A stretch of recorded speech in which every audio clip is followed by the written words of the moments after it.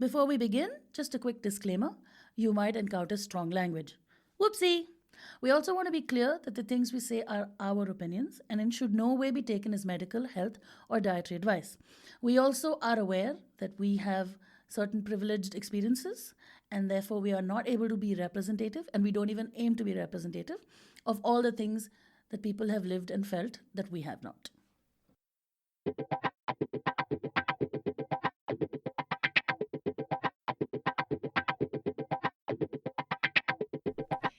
I'm fat and BBW porn does nothing for me.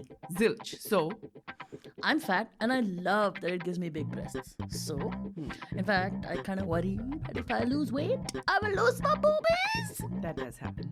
Anyway, Why you scare me? I'm fat and I'm waiting for that man whom I'll be comfortable getting on top with.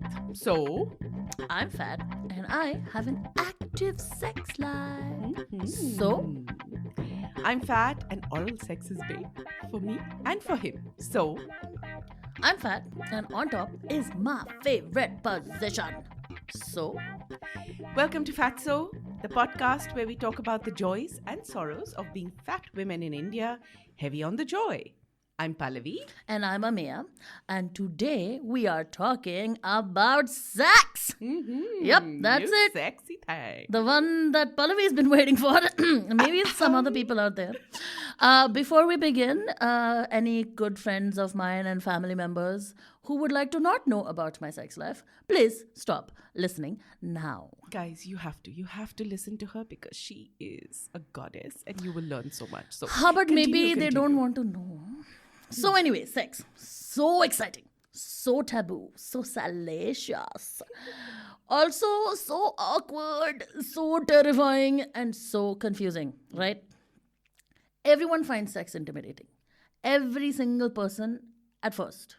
And then you have all these crazy social taboos on top of it. Don't talk about it, but talk about it secretly. Don't talk about it truthfully, talk about it like that. Learn about it through porn or have this crazy, idiotic, idealized or no, fuck idealized. It's just warped understanding of what sex is and what it should be and what noises you make and what positions you put in and what parts of your body have hair and what don't and what angles you can go to and whether or not people like semen on their face. And you just think that it's all true. And then you're like, but reality doesn't match. So I am a failure. Because reality doesn't match, and then I can't have more sex. It's just a fucking clusterfuck. And aside from all this misinformation, fake news alert, we have no language to talk about sex. And I mean, we like to think that in the West this is all cool, but I don't know if it's really true. I mean, I don't think that they have that much better of a situation than we do. They are more open. But like in India, it's like another level of ignorance, of misinformation, of stupidity. I don't know. Anyway, and we have so no language and no resources. I mean, they may have shitty sex ed in the West, but at least they have sex ed. We have nothing, not even about like hygiene and like wash yourself and like, pee after sex. Guys, pee after sex, okay? And Before also sometimes. before to TK, but peeing after sex has like a medical reason for it. It drastically reduces the likelihood of getting a UTI, right? Because it's an acid When and it I washes first everything met a clean. gynae, she told me, she says before and after. Like most people. Before by whatever I can't control. But after all this happens, and that's the thing. And condoms, my God, people are so fucking stupid about condoms because it's like they think pregnancy is the only thing you can catch from having sex. Bro, okay. Pregnancy is, I know this is a very controversial, horrible, upsetting thing to say to many people, and I'm sorry if it does upset you, but at the end of the day, pregnancy is something you can deal with, and the worst case scenario, after 9 months, you can give a kid up for adoption, and it's done. But you can get an STD that keeps with you for life. You can get much worse problems, right? And that's the problem. Like all these young kids today having all this sex, there's no education, there's no HPV education. And then like you have all these kids with HPV. I mean, almost everybody has HPV now in the world. But the thing is that it correlates so much with cervical cancer that it's terrifying. And they don't even give you pap smears in India, of course, because if you're not married, to matlab kya hua? I'm like, I'm 30 years old and I have sex, bro. Take a pap smear. Like seriously. Anyway. I clearly cannot deal with how careless people are about STDs. And, the thing is, women, we have so much more to lose from sex, right? I mean, if you get pregnant, whose body bears the price? You do. You have an abortion, whose body bears the price? You do. If you're on birth control or take the morning after pill, whose body bears the price? Yours. Absolutely. Yours does. Like, so, I mean, it's just a fact. It's a shitty fact. It sucks, but it's a fact. And that's why we need to be much more proactive about this stuff, right? You need to be like, no condom, no sex. Which I have done. And boys full marrowing chance pe dance, and I'm like, bye. Sorry. Dukan band hai. Paisa nahi laya to dukan band hai. Like, okay, that came out completely wrong. That is not what I meant. Condom nahi laya. हाँ. मतलब छतरी ने लाया तो दुकान बंद. But like the thing is, but it's not just physically and biologically, it's also socially, because we are so badly trapped in this Madonna Magdalene virgin whore thing. Like, Oh my you got to be God. like super sexy to get dated, but super sharif to get married. And you have to, like, you know, if when it comes to pleasure for women, you can't even ask for what you want in bed because you're so scared that how is he, अगर मुझे पूछेगा कि तुम्हें कैसे पता है? Like, who have you slept with to learn this thing? Like, how many partners have you had? Like, it's, you know, the guy might also not be so fussy about that, but it'll be in their head. And you just worry. You just worry about it. So much about sex for women is about keeping the fragile male ego at peace. It's like, let him think I'm having a good time. Fucking, he doesn't care if you're having, okay, no, maybe he cares, but he doesn't care enough to actually make sure that it happens, to do some research, to watch some non-standard porn, to Google. My God, just Google. You know how many tutorials there are online for all kinds of things that make ladies go crazy. But also, number one thing, if you're a guy, listen to the woman. Exactly. It doesn't matter if this is your signature move and has caused Cleopatra to fall to the ground in a dead faint from the intensity of the everyone's orgasm she had. different. Listen to the woman whose body you are touching. Like, seriously. And then, of course, there's reputation. It's like, I won't have sex, but I should know if people should know about it. And it's a wonder to me that women are not, like, basically running away and turning into like a bunch of lesbians, given all this drama around all of this. Doesn't happen that way. I know, if it were only, I mean, if nothing else, the proof of homosexuality being not a choice, just being something that you are, is literally this. Because why the hell would all women not just become lesbians and be like, no men, thanks. If we could. I mean, given how, just because you've had recent... Yeah. Okay. Move on. But of course, all of this is obviously 1,000 times worse if you're a fat woman. Because pehle se you're a fat woman, you're not a sexual object. Oh, but you are. But only as a kink. And I'm like, why can I not exist as a sexual object that is not your fetish? As a sensual being. Like, I just exist as a person, you know? Yeah. And the other thing is, of course, you're a fat woman. You're so fucking lucky that I'm willing to fuck you. I swear. I'm willing to put my tiny penis in your vagina and like pretend like I give a shit about your pleasure and you should be so grateful. And the really fucked up thing is we actually on some level are. For so long, it takes you so long to break out of that, because I went through this whole phase where I would have sex with anyone who wanted to have sex with me, and I had a lot of bad sex, guys. Bad sex is a bad thing. Do not have bad sex. Like, seriously. A liberating thing for me has been these days, I'm just like, if sex is not good, I'm not having. Well, Thanks. sometimes you just have to do that in order to know that it's Maybe, bad. maybe. Fair enough. But yeah, I did so much of that just because I was like, आज तो है, कल पता नहीं होगा कि नहीं. Oh. तो मौका पकड़ लो. Do it. Take this opportunity. Seize it with both hands. Or one, depending on girth. And, and you know, and the stupid things, the fucking stupid things that people think about fat people and sex, or fat women. I mean, I'm not a fat man, so I don't know. But fat women and sex, like, oh my God, your vagina will be really big. What? Logic samajhiye. Like, if there's so much fat out there, actually what happens, all your organs get squished together. So Correct. if anything, It will vagina be will be smaller. constricted. And secondly, the vagina is a self-expanding organ. Thoda biology padho. I have to stop talking so much Hindi.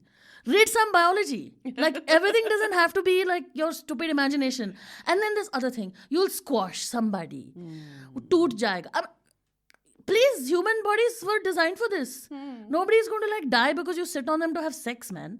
I mean, and come on, can I please tell you about the number of men who have like laying on top of me like a dead weight because they just refuse to take any weight on their elbows. And know. I'm like, I really can't breathe. I can't breathe. And he's like, is this good for you? I'm like, No.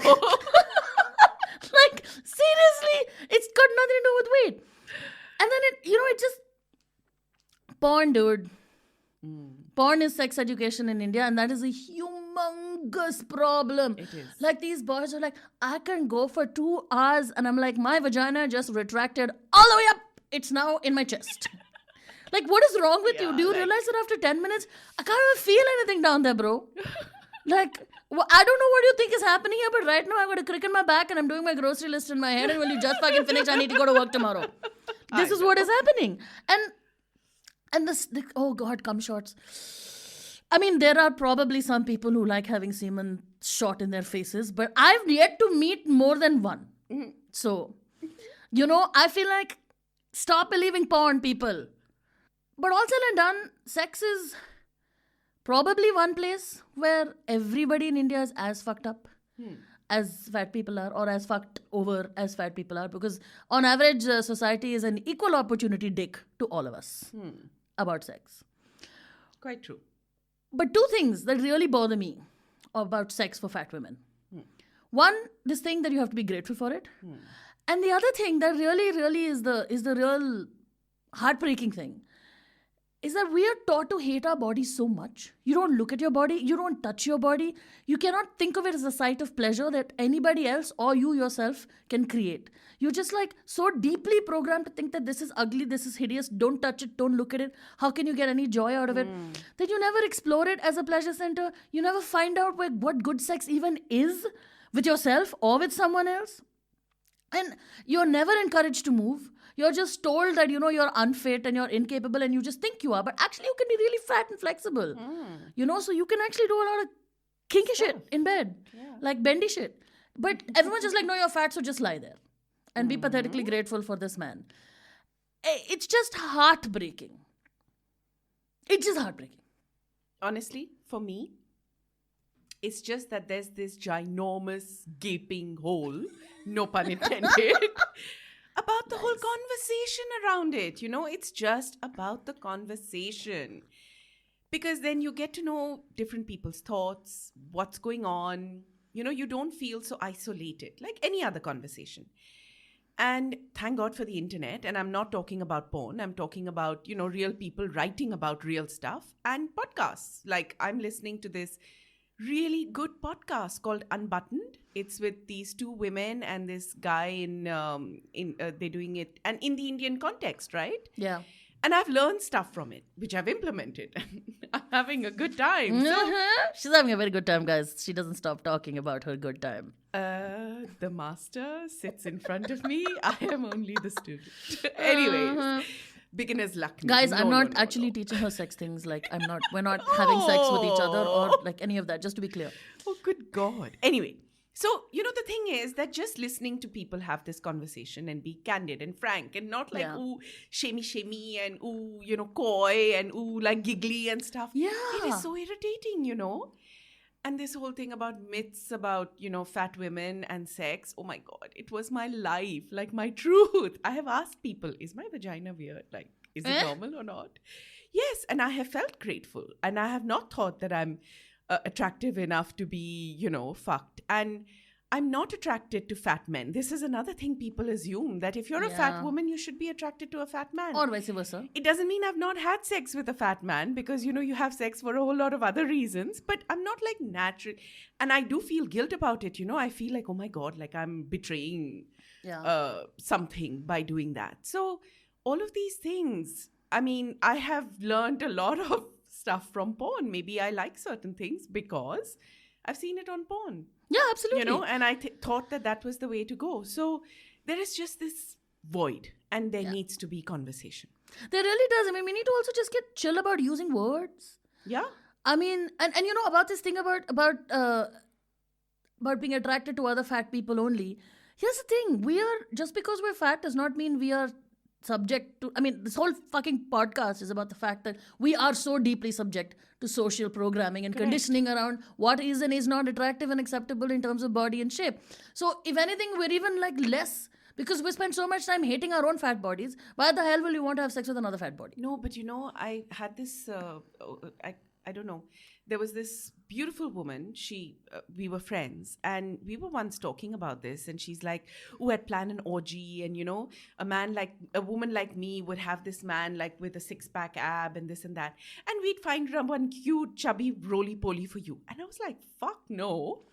I mean, okay, why? Like, why would you assume? No, because your bodies would look so good together. No, they'd be squishy together. I'm like, again, fuck no. Because positioning mein thodi si problem hogi. I mean, there are some logistical issues attached to it, yes. But the thing is, I just think that, look, I mean, for me personally, there is a type of a body that, or like, shape or something that I find attractive. But what I've found at least is, it changes. Like, suddenly I'm fetishizing a different body part, which I was not expecting to. And then, like, there are certain traits that I really love. But for me, at the end of the day, if this person connects with my brain, correct, I don't care what they look like. Correct. Like that whole term sapiosexual. Like, oh God, stop. Do not use that word. I am erasing this bit from the podcast because I refuse to perpetrate the horrifying, terrible, fucked up coinage of woke boy fuckery that word is. Really? I have no clue about this. First I of just all, read it and I was like, homosexual what means, is it? wait, sapiosexual is not a sexual orientation.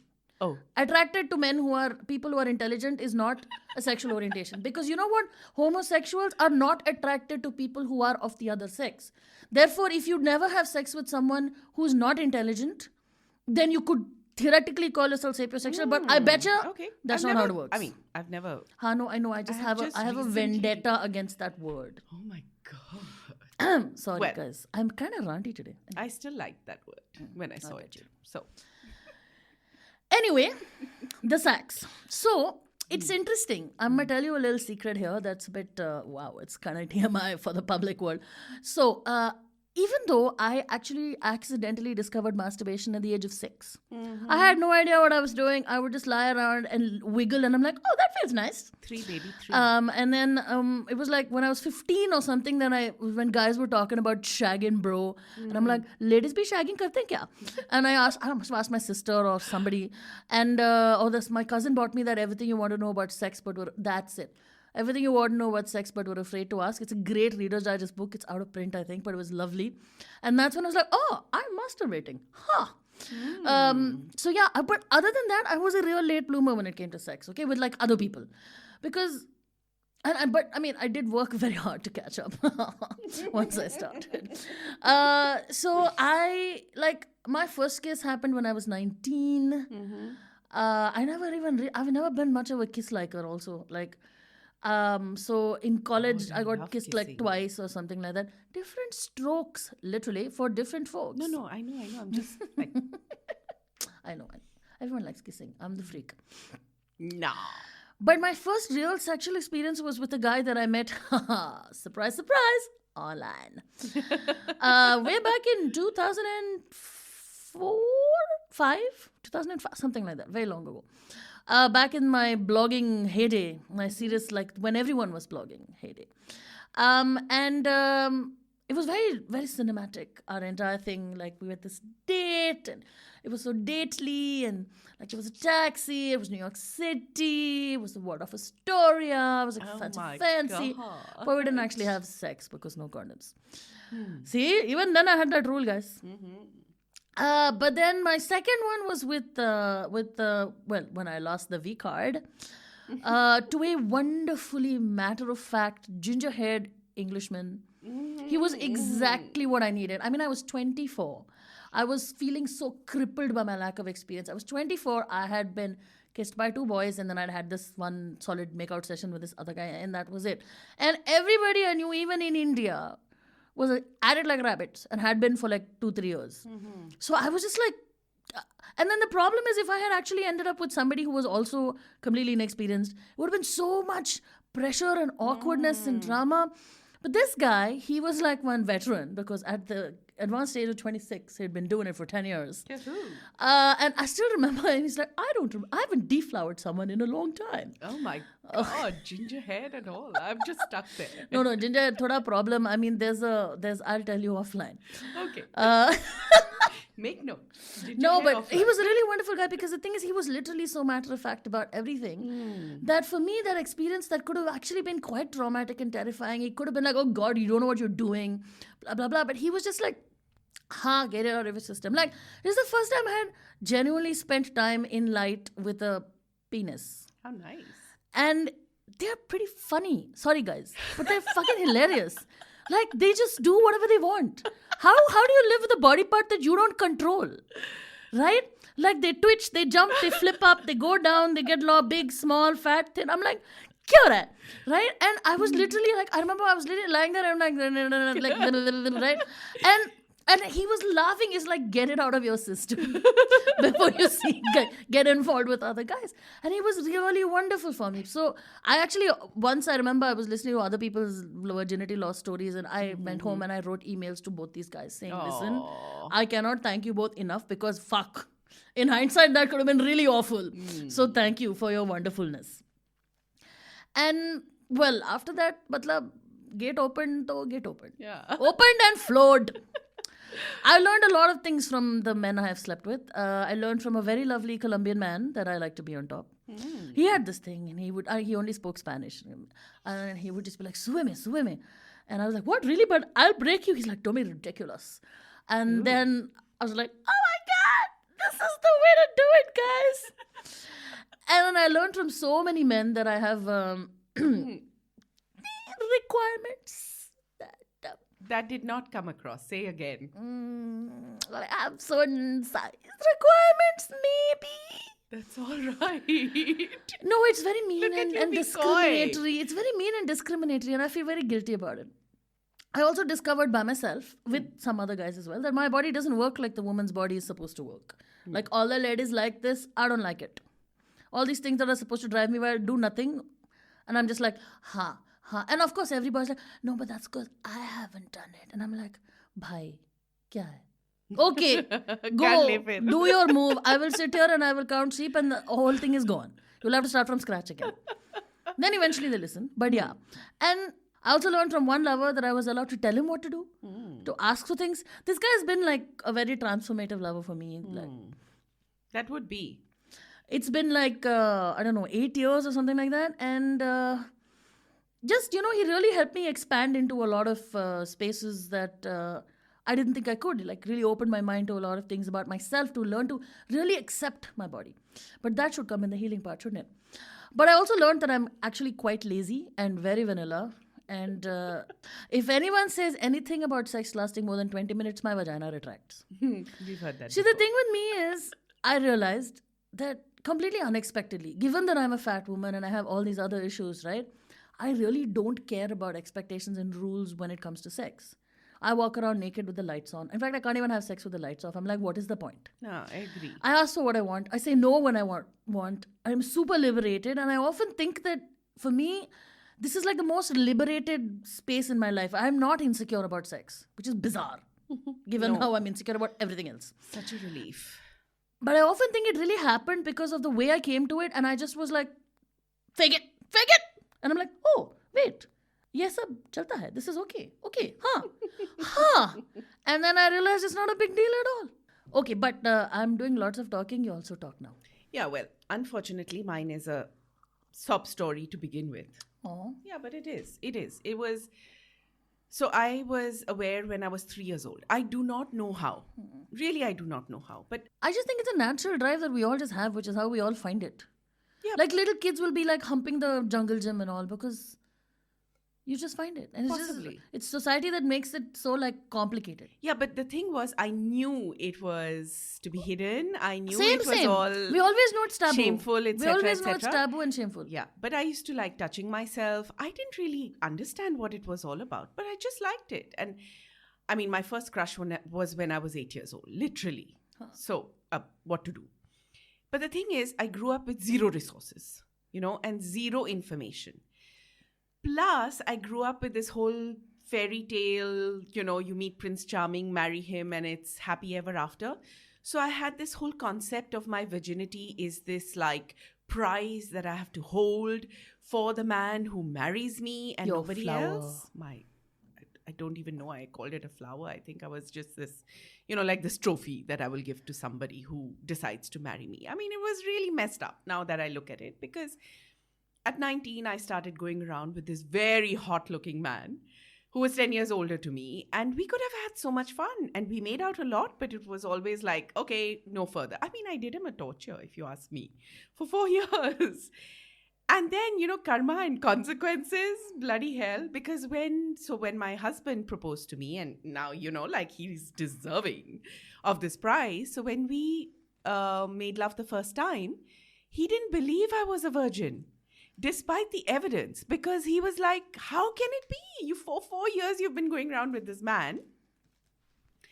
How can you not have had sex? And I'm like, dude, like, look. But he didn't believe, And what was really sad about that encounter, that whole my losing my virginity, so much for it supposing to be a prize, was at the end of it, he said, I'm disgusted that I have actually orgasmed with a woman with a body like yours. Seriously, tell me where he lives, no? No, listen. Anyways, it was really heartbreaking for me.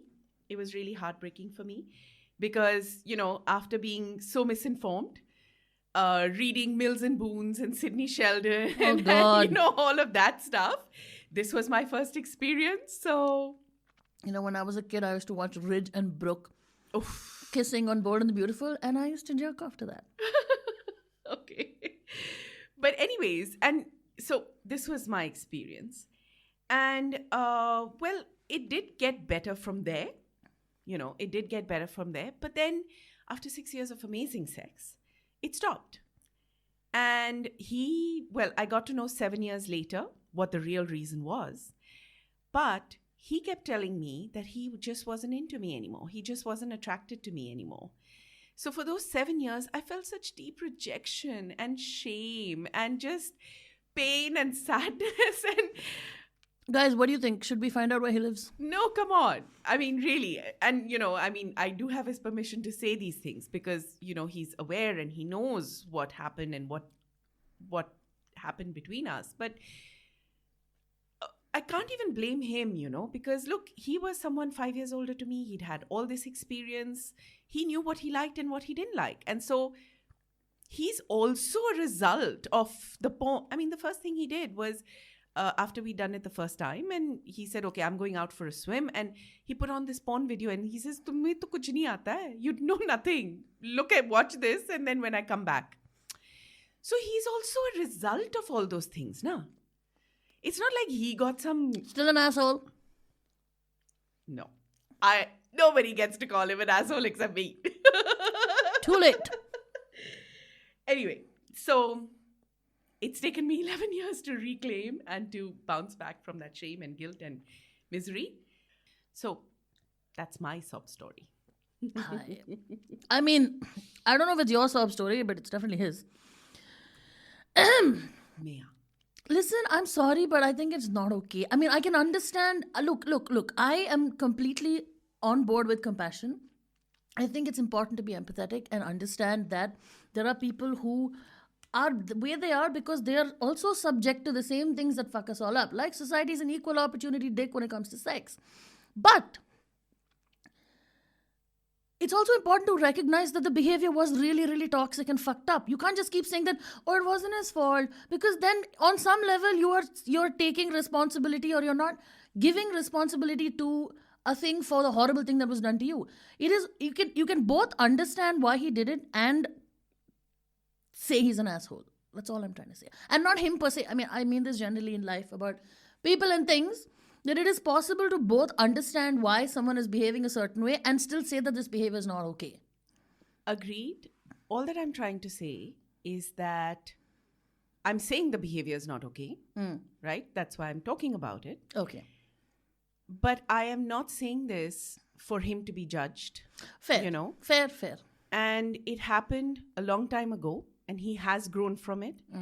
And I think it's punishment enough that the marriage did not last, because this is one of the reasons. And fair enough. I think we need to leave it there. Okay, fair. Let's move on to some healing, shall we? Yes, please. I mean, as I said before, I'm like a queen and I don't need to heal. No, I'm kidding. Of course I have issues, guys. The thing is, it's just that so many things about the way we're shown sex are so messed up. Like whether it's porn or a movie, who stops to put on the condom?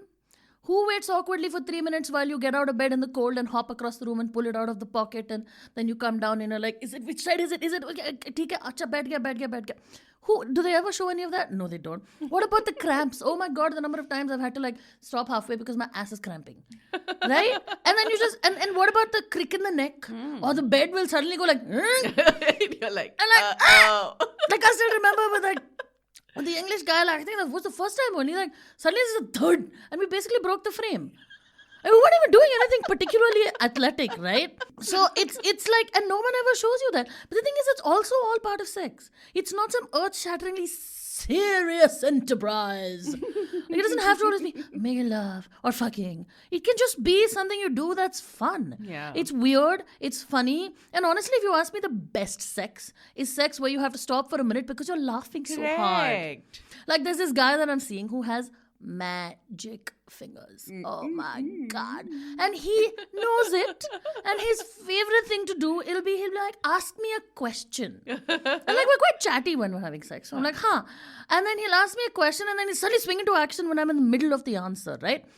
And then obviously my brain stops working. So there's like, I'm just like, ah. And then he'll take a break and I can form coherent thoughts again. He'll smirk at me and go, sorry, I didn't catch that. You didn't finish your sentence. Which makes me laugh like crazy and also like slap him. So, you know, it's, and like want to kiss him. It's just, these are the things. I mean, there was one. If this boy is one listening, time, I want to say, good job. I mean, one time I think I fell off the bed. And it's just funny. And what about all the noises? Oh my God, you know, like the farting, like when you're having vigorous sex, all that stuff in your abdominal cavity is moving on. And then you're like, Lord of the big fucking fart. And you gotta laugh about it. You can't just like, and then like, Normal. It's normal. It's part of the whole thing, right? And you're turning over and you're like, let's change positions. And then your legs are entangled and the razai falls off someone's butt. And like, it's just all part of the whole Yeah, thing. and sometimes it's just cold, man, and you need the razai more than the sex. And sometimes it's too hot. Also, and you're like, Also. can we have sex with minimal contact? Right? It's just, it's these are the things. So in terms of healing, I guess the biggest healing that I went through, and I have brought this up before, is this old lover of mine who spent so much time. He would touch my tummy, he would touch my thighs, he would like, with love, with affection, with lust, with all of those things. And so much attention, he lavished them with so much attention that I began to see them as worthy of attention and love and touching. And it's amazing what a difference. I mean, it made a huge difference to me mentally, you know, psychologically, all of that as well. But literally, it is amazing what a difference it makes if you move beyond the delineated erogenous zones when you're having sex. Oh my God. Like, I mean, you know the biggest sensory organ in your body, baby? It's your skin. And it's everywhere. Yeah. It's like head to toe. Yeah. And you should really, not should do what works for you, but sometimes it's worth exploring, including all of that in it. No, I've actually recently discovered spots on my tummy. I'm Right? like, I mean, imagine. And it's wonderful. It's amazing. Yeah. So my healing story with the same man that we were dissing just 5 minutes ago. Because he did come around from there. And we had the most awesome sex for like 6 years. We experimented. We did the naughtiest things. Like now I look back and I'm like, oh, how did I have the guts to do that? I know you're pretty gutsy girl. But it was so fun. And, you know, we tried everything together, you know, whatever we could. And it was just wonderful. It was really wonderful. So that was healing because it taught me all of this, that I can be flexible, that I can be active, that, you know, I can give, that I can ask for. Like one of the things I once asked him that, you know, how is it that you wait for me to come and then only? And he was like, because your pleasure is important to me, you know? And I thought that was a wonderful thing to say. I was happy. Okay, fine. I'm withdrawing one asshole. All right. No need to give you his address anymore. No. I think I would want to send him a thank you bouquet. Oh, all right. Maybe you should just meet like, okay, No. explosive stuff. Anyway, So that was one. Then the second thing that happened was this 30-year older man that I met, a British guy living in Germany. And we started exchanging emails, and it was, I mean, he would give me these themes and I would have to write stories around it. And it was just so healing for me because it opened my mind to so many different possibilities. It made me research, look up and it allowed me the space of imagination and stuff like that, plus it hotted things up in the bedroom because obviously you're writing all that stuff. You want to try it out and experiment. So that was very healing. I think the main bit of healing was, of course, the whole body positivity thing, the whole inside job thing. Plus, there's this lovely book, Big, Big Love, which is so beautifully written, right from the myths to, how you deal with that, to the self-love bit, to the different positions, to the various kinks, etc., and how fat people, men and women, should navigate it. Like when you use pillows or what you shouldn't have a problem with or, so on and so forth. So that was fabulous for me, except that I didn't have anyone to actually the practice. It was just theory. But still, the fact that, that information existed was good. And really, after that, it's meeting you, babe. Because, no, you are just so liberated. And I love how open you are about this. It was the first thing, I was like, wow. And it has just given me the faith in myself and the confidence to say, hey, let me look at this again. So, well, thank you.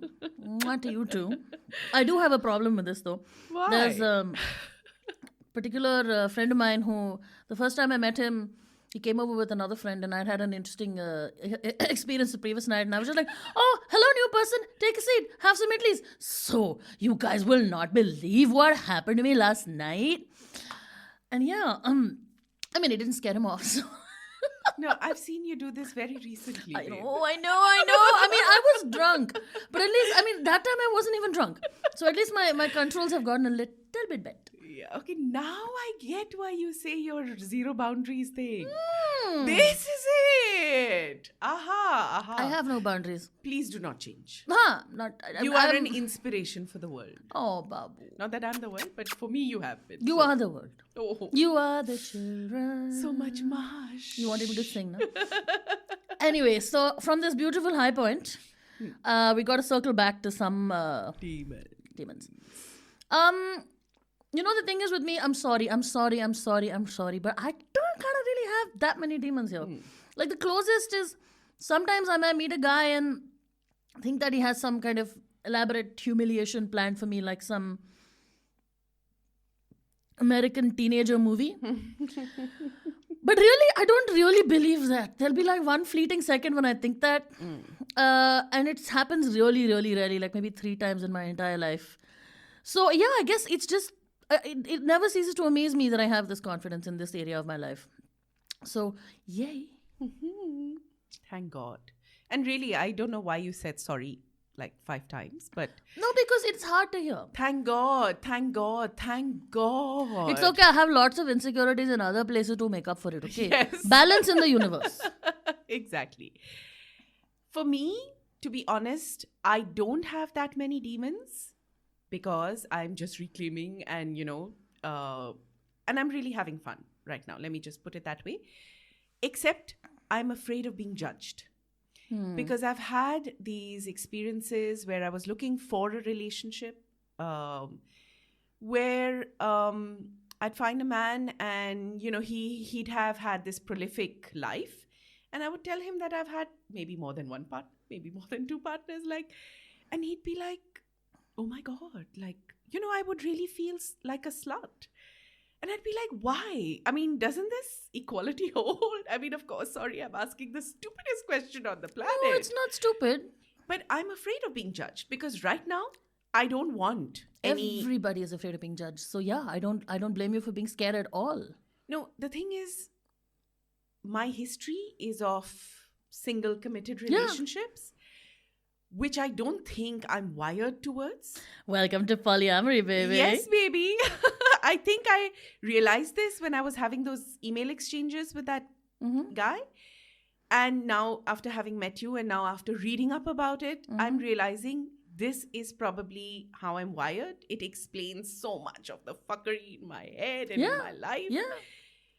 But then, what if I'm 50, 55, 60 and, I do find someone and then I do decide to get back into that sort of relationship and then I get judged and don't have that relationship because I'm judged?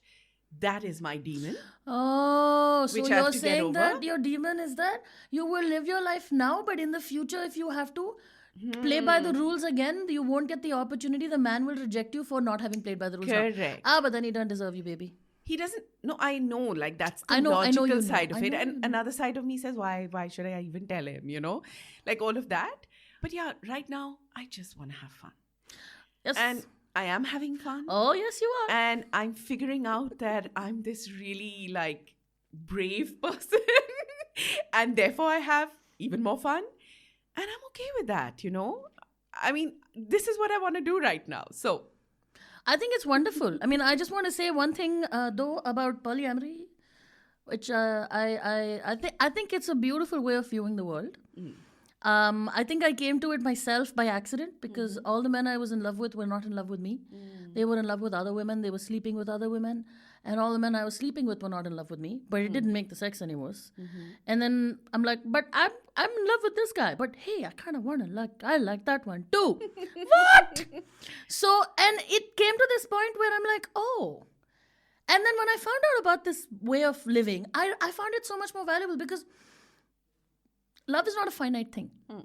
And love and fidelity and sexual fidelity are only bound together by society, which does not mean that people who don't feel comfortable, people who are comfortable in monogamy shouldn't be monogamous. No, bro, do whatever you want. That's what now. Right. Different strokes for different folks. Absolutely. But the thing, so this guy I'm seeing, so much conversation we've had about what is the way we refer to each other.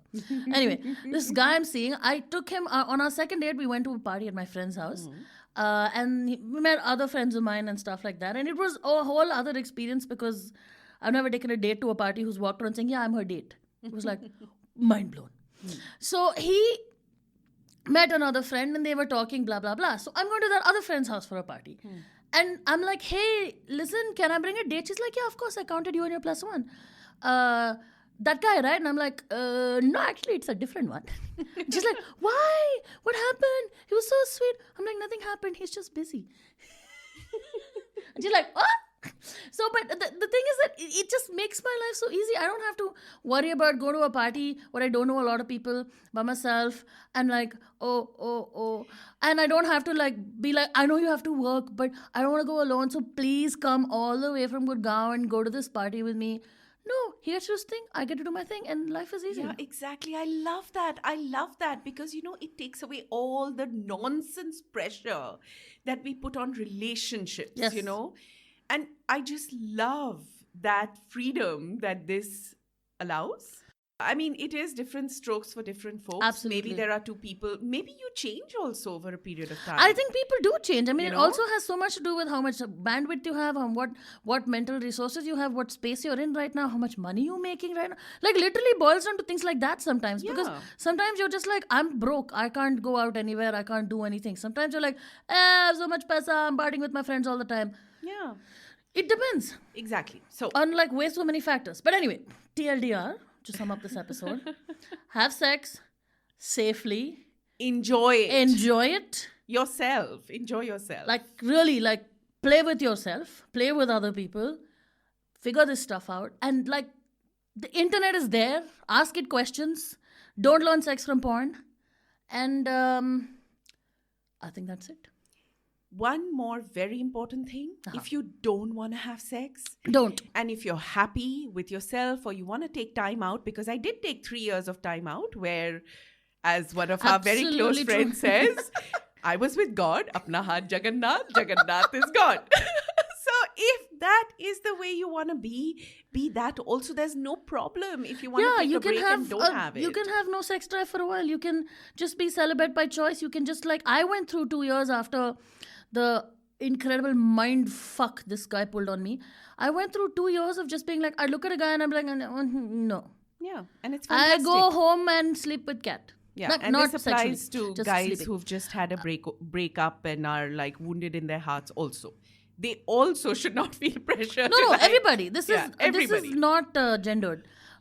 This is true. Everybody, like, just. I feel like, especially if you're young and you're single, there's a lot of pressure to date, to be out there. In this day and age, you got to play the field. So many options, so many options. First of all, so many options. Half the time, I look at the options for 20 minutes and I'm like, I'm hiding under the quilt with a book because this is too much stress. I mean, I can't even keep them straight anymore. Like this chap, I'm like, so you live in GK, right? And he's like, no, I live in another place very, very far away. And I'm like, oh, shit. I guess I mixed you up with another one. Now I'm thinking, who lives in GK? I can't remember. My mouth is zipped. I'm not going to talk about that diary. Sometimes we have to do. maintain. Sometimes you need a spreadsheet, and it's exhausting. And like, so basically, just have a fun. Just have Listen fun. to your instincts. When you don't want to do it, don't do it. I kissed a guy the other day. He was really sweet. Politics was so hot. Like, I was just like, oh God. But I kissed him and I didn't like that kiss. And I was like, okay, this is not going anywhere. Bye. Yep. Say It's no. okay. It's okay. Yeah. There's a guy who got really drunk and I shit you not, he was like, suck my dick. I was like, excuse me? And he's like, suck my dick. I'm like, get out. I kicked him out. He was like, I made him put his pants on and I made him leave. I'm like, no, you don't get to talk to me like that. No, that's not how it works. I mean, maybe if it works for you, that's fine. There are plenty of people who would be really happy to have that said to them. Anywho, we are mixing things up again because we are easily distracted, apparently. Instead of challenges, what we doing now is we are doing a video series. You may or may not have noticed this on our social media, which I know all of you faithfully follow by now. That is as yet unnamed, but maybe named by the time this episode goes out, where we have you guys send us questions. I mean, anything that occurs to you after you finish this episode, just shoot us a question on, let me see, we're at Fatso Podcast, FATSOPODCAST, on Instagram, Facebook, and Twitter, and gmail.com. So reach out to us. We are happy to reply. If you are douchey about it, we will block you. So please don't be like, hi, myself 6-inch penis. No, not going to work. Just FYI. What I would like to say, given my neuroscience background, is if you've had questions during this episode, write them out right now and send them to us. We're waiting. Neuroscience. Kuch bhi. That's it for today. Thanks for listening. This episode was recorded at Manchal Media. The music was made by Anand Sharma. Our logo was made by Yash. And our fabulous photo shoot was by Suraj Ajita Kumar. You should get him if you need photo shoots, guys. He's really good. And production or editing, as always, will be by Ameya. And this one's going to be a tough one. No, pura lamba dal denge, guys. Right. Size doesn't matter. Bye.